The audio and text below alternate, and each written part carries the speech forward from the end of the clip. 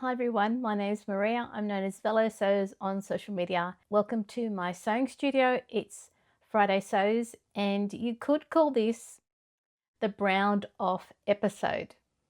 Stay tuned.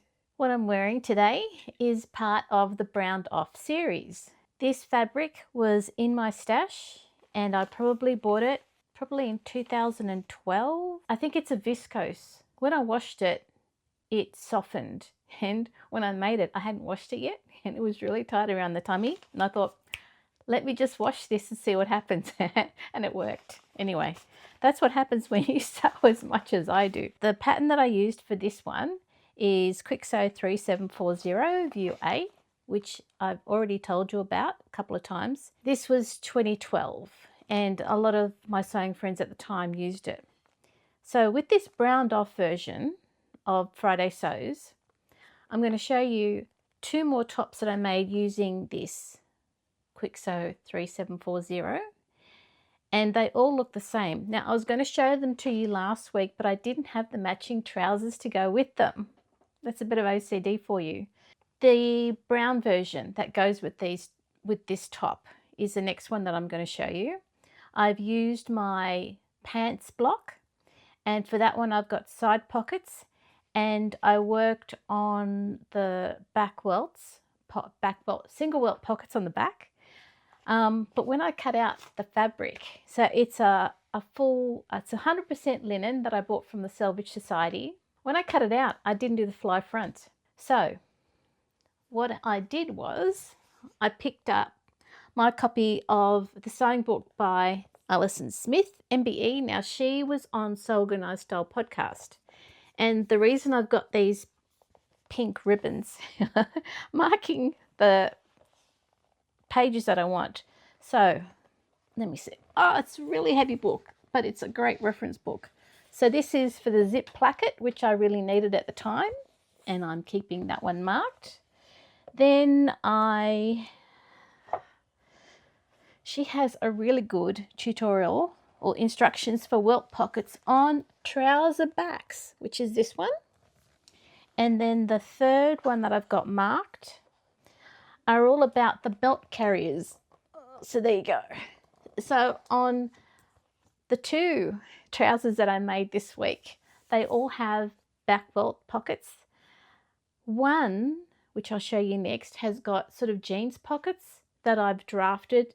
So they're a little bit different. The brown ones that I'm showing you here have got the pockets in the side seam, which work really well. And they both have belt carriers, and I probably already said that. So what I do have in mind, as you can see, the brown version pairs with this. It pairs with the two brown tops that I've already made with Minerva.com knit fabric. It also pairs really well with the jacket that I made ages, and this was another Minerva fabric make. So I used Burda 6581, and now it actually has trousers and tops to go with it. So the version that I made is View A, which is that one there. And the reason I used View A was because the fabric that you'll see in the video, I've used the lighter side along the front shoulders and also for the collar. And I took that as the reference for how I was going to do that. I went around to the sewing basket during the week because I needed to get zippers and things, and I found front of the belt for both pairs of trousers. And as you can see, I found a sort of red textured knit fabric in my stash, which I also used Kwik Sew 3740. So now I have, as I said to my husband, now I have a browned off capsule. So if he was to say to me, come on lady, we're going to go for a 3-day trip and you're only taking carry-on, I would have the boots, 2 pairs of trousers, 4 tops and a jacket that I would take with me. So there you have it. That's my browned off version at the moment. Honestly, that's as far as I'm going with it at the moment. So what I have behind me is McCalls 4596 that I made last week. So the version that I did was View D, and I'm testing it out because I would like to use the Linton tweed that I've got as a zippered jacket. And it's worked out really well. And look, the reason I'm showing it to you today is because I've actually had it dry cleaned. And the dry cleaner, when I took it there, she said, "Oh, does it just need pressing?" And I said, "No, it's actually secondhand fabric and I'd really like it cleaned." So that's what happened. It got dry cleaned, and yes, it did cost me to dry clean it. The lining, the zipper, and the outer fabric, which is wool, were all purchased from the sewing basket around the corner. I really like the colour, so I'm playing around with how to mix that in with my winter clothing, because it's a really good winter jacket and it has side seam pockets, which at some point I could move and put them along this princess seam. The other alternative that I was thinking about for the Linton with the Linton tweed fabric is I've seen jackets where you've either got the zipper with a piece over the front so you can't see the zipper when it's zipped up and it gives you some warmth, or having a piece behind so that when you zip it up it kind of covers, it covers you and gives you that extra bit of protection against the wind. So one other piece that I made this week, and it was an unplanned piece, is a black pencil skirt, and I used fabric from my stash, but I was really pleased that I found this. I think it's a poly twill and it has a bit of stretch in it. The lining again was in my stash, as was the zipper. So I've got a set of winter black clothes and summer black clothes to wear to church for when I need to wear them to either a funeral or memorials. So they're all set in a certain part of my wardrobe because I need to wear them, and I'm really pleased that I could actually pair the skirt that I made last week with a top that I sewed last year and the Pauline Alice Ayora jacket that I sewed probably in 2024. So that's it, the unplanned piece that I sewed this week. And this week I am finalizing next week's Sew Organized Style podcast episode. As I said last week, it's got some of the Guardians of the Heart for the 100 Hearts project that Rhonda, who is Anarchy Quilter, started arranging last year, as well as the CEO of Her Heart in the episode.